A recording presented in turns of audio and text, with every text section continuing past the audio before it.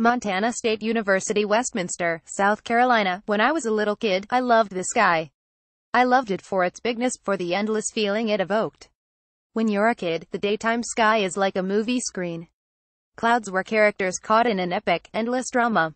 The night sky was even grander in eyepiece into the infinite, a great black canvas upon which to project light, imagination, and color. Time has a way of shrinking things. As a child, I dreamt of becoming an archaeologist, artist, writer, philosopher, and scientist. It's a cliché, but the future was full of untold, endless possibilities. Time taught me what was realistic. It made me choose. Life becomes smaller, even the sky shrinks away. The nighttime stars shining start to seem a little less extraordinary, a little less new. Intellectually, I know, the world is still huge, unknown, and haunted with promise. But it's just so hard to really feel it. You can't get back the beautiful, ignorant bigness of youth. You just can't. Monday's total solar eclipse, and the small adventure getting me here, made the world, the universe, feel big again. I watched the eclipse from a small farm in Westminster, South Carolina.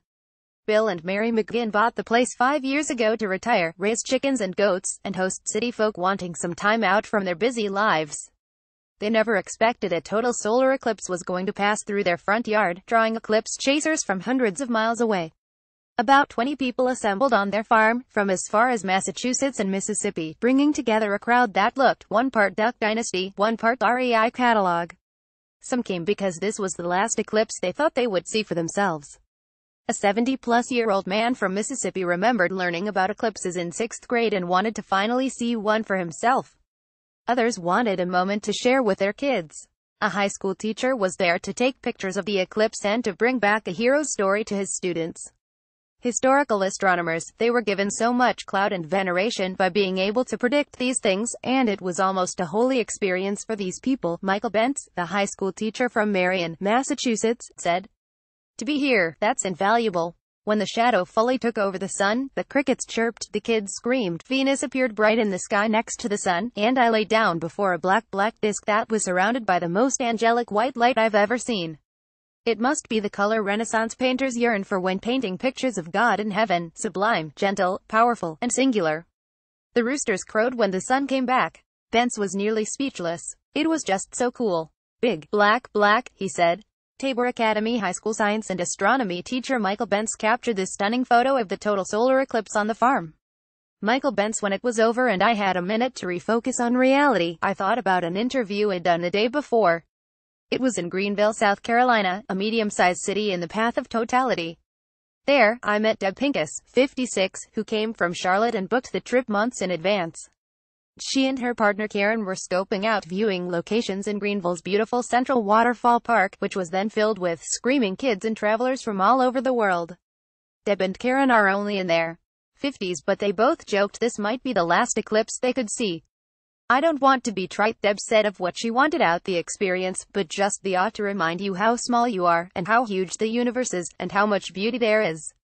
It's easy to get caught up in all this crap that's going on in the world." I agreed with her. The news has been stifling and ever-present. It adds to that feeling of smallness. It makes you feel like the world narrowly consists of tension, angst, and uncertainties. For those 2 minutes and 41 seconds during totality, she said, people are going to focus on the sun. That's what people are going to be focused on, and not tearing each other down. For 2 minutes and 41 seconds, it's going to be peace, which is worth it.